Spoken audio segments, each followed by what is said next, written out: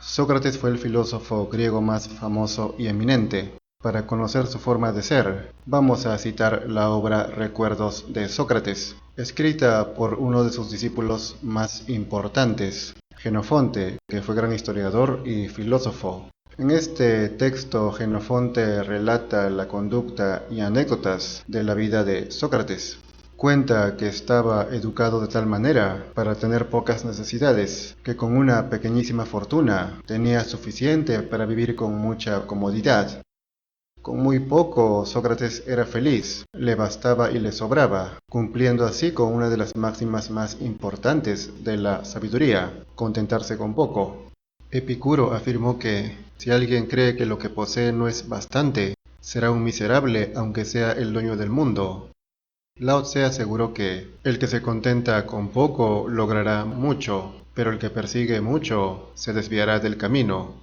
Diógenes Laercio cuenta que a menudo cuando Sócrates veía las muchas cosas que se venden en público, decía para sí mismo, «¿Cuánto hay que yo no necesito?». Repetía a menudo que las alhajas de plata, las ropas de púrpura, podrán ser útiles en las tragedias, es decir, en las obras de teatro, pero de nada sirven a la vida. Jenofonte asegura que Sócrates nunca descuidó su cuerpo y reprochaba su descuido a los que se abandonaban. Así desaprobaba el comer en demasía para hacer un trabajo excesivo, pero aceptaba trabajar proporcionalmente a lo que el espíritu admite de buen grado, pues decía que este régimen es suficientemente sano y no estorba el cuidado del alma. Sócrates no estaba de acuerdo con que alguien coma más de lo necesario por algo innecesario, como tener un cuerpo musculoso o para verse atlético. No significaba esto descuidar el cuerpo, indicó Aristóteles. Nadie censura efectivamente a los deformes por naturaleza, sino a los que son deformes por falta de ejercicio y abandono. Sócrates creía que el ejercicio era importante, pero para estar saludable y poder cultivar el alma. Prosigue. Tampoco era afectado ni presumido en el vestir y en el calzar, ni en su régimen de vida en general. Nunca fomentaba la codicia en sus discípulos, pues además de liberarles de otras apetencias, no intentó cobrar dinero a los que deseaban su compañía. Rodeándose de esta abstención, pensaba que así aseguraba su libertad. Tenía claro, pues, Sócrates que el dinero compromete y puede esclavizar. De hecho, encadena a la mayoría. Continúa. En cambio, los que aceptaban un salario por su conversación, les acusaba de venderse como esclavos, pues se obligaban a conversar con aquellos de quienes recibían dinero. Por esto, Sócrates no quería recibir dinero, para no sentirse obligado en primer lugar a hablarle a la gente y en segundo lugar a decirles lo que querían escuchar, y no la verdad, como hacían los sofistas, que justamente eran los que cobraban. En un diálogo de Platón, Sócrates dijo: «Puedo presentar un testigo suficiente de que no he cobrado ni he exigido dinero alguno por mis enseñanzas, mi pobreza». Sócrates tenía enemigos y detractores, que a menudo le acusaban sin razón. Jenofonte relata que el acusador decía que Sócrates inducía a sus discípulos a despreciar las leyes establecidas, cuando afirmaba que era estúpido nombrar a los magistrados de la ciudad por el sistema del ABA, siendo así que nadie querría emplear un piloto elegido por sorteo, ni un constructor, ni un flautista, ni a cualquier otro artesano, a pesar de que los errores cometidos por ellos hacen mucho menos daño que los fallos en el gobierno de la ciudad. Tales argumentos, afirmaba el acusador, impulsan a los jóvenes a despreciar la constitución establecida y los hacen violentos. El sistema del ABA era la forma como en la democracia se elegía por sorteo a una parte de los magistrados. En una bolsa se ponía habas negras y habas blancas, y al que le toque una blanca era elegido. La otra forma de elección era la clásica, que se hacía por votación. De todas maneras, Sócrates rechazaba ambas. Estaba en contra de la democracia como forma de gobierno, pues es casi imposible que una multitud pueda elegir al hombre adecuado, al hombre recto, al capaz, al más sabio. De hecho, es conocido el argumento de Sócrates en la República de Platón, donde se burla del pueblo, pintándolo como un patrón fuerte, pero torpe, medio ciego y sordo, que nunca podrá elegir lo que le conviene. Entonces, Sócrates contaba esta opinión muy bien fundada a los jóvenes, Y evidentemente los políticos partidarios de la democracia se molestaban y acusaban a Sócrates de corromper a los jóvenes. Dice Jenofonte que el acusador arguyó que al menos 2 contertulios que tuvo Sócrates, Critias y Alcibiades, hicieron muchísimo daño a la ciudad, pues Critias fue el más ladrón y violento de cuantos ocuparon el poder en la oligarquía, y Alcibiades por su parte fue el más disoluto e insolente de los personajes de la democracia. Por mi parte, dice Genófanes, no voy a defenderles si estos 2 hicieron algún daño a la ciudad, pero explicaré su relación con Sócrates, tal como ocurrió.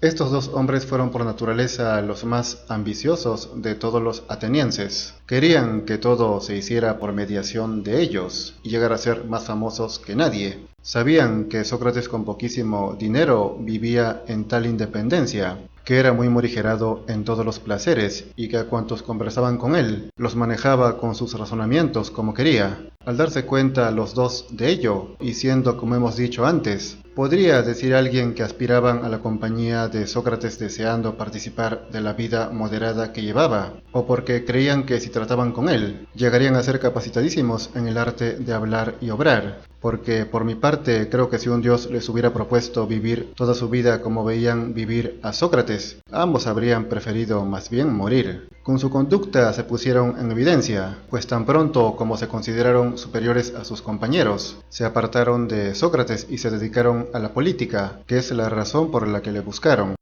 Es decir, estos 2 personajes se acercaron a Sócrates solo por interés. Sabían que Sócrates era bueno para hablar y lo necesitaban para entrar en la política. Continúa. Sé que también Sócrates se mostraba a sus discípulos como un hombre de bien, y como tal dialogaba bellísimamente sobre la virtud y las otras cualidades humanas. También sé que ellos 2 fueron prudentes mientras estuvieron con Sócrates, no por temor a ser sancionados o azotados, sino porque realmente creían entonces que lo mejor era obrar así. Ciertamente, Sócrates contagiaba su manera de ser virtuosa a todos los que andaban con él. La mayoría por eso le seguía, aunque quizás estos 2 solo fingían que aprendían. Prosigue. Tal vez muchos de los que se llaman filósofos podrían objetar que un hombre justo nunca puede volverse injusto, ni el prudente hacerse insolente, ni en ninguna otra cosa objeto de aprendizaje. Puede nunca el que ha aprendido algo llegar a ser ignorante de ello. Yo en ese punto no estoy de acuerdo, dice Jenofonte, pues veo que de la misma manera que los que no han entrenado sus cuerpos son incapaces de hacer actividades corporales, así tampoco las actividades del espíritu son posibles para quienes no han ejercitado su espíritu, pues no pueden hacer lo que deben hacer, ni abstenerse de lo que deben evitar.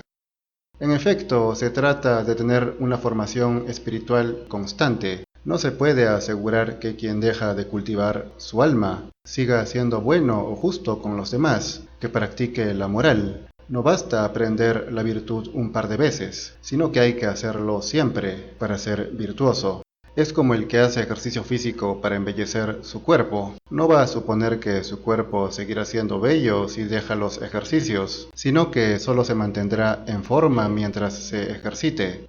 Parecido es con las virtudes. Solo mientras uno tenga presente en la conciencia lo que son, podrá ser virtuoso, si no se olvidará y poco a poco dejará de serlo. Y así como si uno se junta con seres buenos como Sócrates, de alguna manera éste le contagia su bondad. Si te juntas con irresponsables o malos, estos te contagian su maldad. Dice. Por ello procuran los padres mantener a sus hijos, aunque sean prudentes, apartados de los hombres perversos, en la idea de que el trato con los buenos es un ejercicio de virtud, y el trato con los malos es su ruina. Lo testimonia el poeta que dice: de los buenos aprenderás cosas buenas, pero si te mezclas con los malos, perderás hasta el entendimiento que tengas. Asegura Jenofonte. Yo mismo soy un testimonio para ellos, pues veo que lo mismo que los poemas en verso se olvidan si no se practican, así también los discursos instructivos pasan al olvido si no se ejercitan. Cuando se olvidan los discursos didácticos, pasa al olvido también la experiencia que siente el alma cuando desea la prudencia, y si se olvida aquella, no es de extrañar que se olvide también la misma prudencia. Veo también que los que se dan a la bebida o se revuelven en los placeres carnales tienen menos capacidad para ocuparse de lo necesario y para abstenerse de lo que no tienen que hacer, pues muchos que podían ahorrar dinero antes de enamorarse, cuando se enamoran ya no pueden, y una vez que han derrochado el dinero, dejan de renunciar a lucros que antes evitaban por considerarlos vergonzosos. Siendo así, ¿cómo no va a ser posible que uno que antes era moderado pierda la moderación y que quien antes era capaz de obrar con justicia luego no sea capaz? Yo, por mi parte, dice Jenofonte, pienso que todo lo honroso y bueno es susceptible de entrenamiento, especialmente la prudencia, pues implantados en el mismo cuerpo conjuntamente con el alma, los placeres tratan de convencerla para que abandone la prudencia y se apresure a darles gusto a ellos y al cuerpo. Estos son las tentaciones del cuerpo, que mediante los placeres tratan de seducir al alma para controlarla y hacer que le sirva, haciéndole olvidar la instrucción espiritual. Indicó Séneca: no niego que debemos tratar bien a nuestro cuerpo, pero no debemos servirle, pues servirá a muchos dueños quien se esclavice a él, quien se ocupe demasiado en él, quien todo lo refiera a él. Por eso, una parte fundamental de este cultivo interior es aprender a hacer frente al placer y cuidarse de él para no caer. Continúa. Efectivamente, mientras estuvieron con Sócrates, Critias y Alcibíades pudieron dominar sus malas pasiones, utilizándole como aliado. Pero una vez que se apartaron de él, Critias huyó a Tesalia y allí se reunió con hombres que anteponían la ilegalidad a la justicia, mientras que Alcibíades, acosado a causa de su belleza por la multitud de mujeres distinguidas, se vio corrompido por una gran cantidad de personajes poderosos, debido a su influencia en la ciudad y entre los aliados. Honrado por el pueblo sin que le costara ningún esfuerzo destacar, lo mismo que los atletas que consiguen fácilmente ser los primeros en los certámenes gimnásticos y descuidan su entrenamiento, así también él se descuidó de sí mismo. Esto de ser honrado sin que te cueste ningún esfuerzo es lo que le sucede a todos aquellos que tienen el don de la belleza, como lo tenía Alcibíades, que son famosos o apreciados solo por ser bellos, sin tener ningún mérito real. Es un daño en realidad a su alma. Prosigue. Al juntarse en ellos estas dos circunstancias, hinchados del orgullo de su estirpe, ufanos de su riqueza, envanecidos por su influencia, enervados por las muchas adulaciones, corrompidos por todas estas circunstancias, y largo tiempo separados de Sócrates, ¿qué tiene de extraño que se volvieran tan soberbios? Además, si cometieron algún delito, ¿ha de culpar de ello el acusador a Sócrates? ¿No le parece al acusador que es digno de elogio el hecho de que, siendo jóvenes, cuando es lógico que fueran más insensatos e intemperantes, Sócrates los hiciera discretos? ¿Qué padre, si un hijo alterna con un amigo y se hace sensato, y luego con otro se hace malo, acusará al primero? ¿No elogia tanto más al primero cuanto peor se haya vuelto con el segundo? Ni siquiera los propios padres que conviven con sus hijos, cuando estos se descarrían, se consideran responsables, si ellos mismos siguen llevando una vida moderada. De este modo, Jenofonte destruye los argumentos de los acusadores de Sócrates, porque es cierto, ni siquiera los padres se sienten responsables si sus hijos luego se vuelven malos, siempre en cuando, claro, los padres nunca hayan sido malos ejemplos, porque sería necio un padre que se queje de la maldad de su hijo, cuando él mismo no fue buen ejemplo, pues por más que le haya aconsejado con palabras, lo que cuenta son sus actos. En caso de Sócrates, su conducta intachable era el mejor testimonio de su virtud. Enseñaba con palabras y acciones. Dice: así sería justo juzgar a Sócrates. Si él mismo cometía alguna mala acción, podía lógicamente ser considerado perverso, pero si pasó su vida siendo prudente, ¿cómo podría ser en justicia responsable de una maldad que no tenía? Así pues, por ningún lado se podría acusar a Sócrates, puesto que tanto su palabra cuanto su propia vida no inducían a nada malo. En realidad, más aprende uno de lo que alguien hace que de lo que dice. Como bien apuntó Séneca, la viva voz y la convivencia te serán más útiles que la palabra escrita, porque los hombres se fían más de la vista que del oído. Luego, porque el camino es largo a través de los preceptos, breve y eficaz a través de los ejemplos.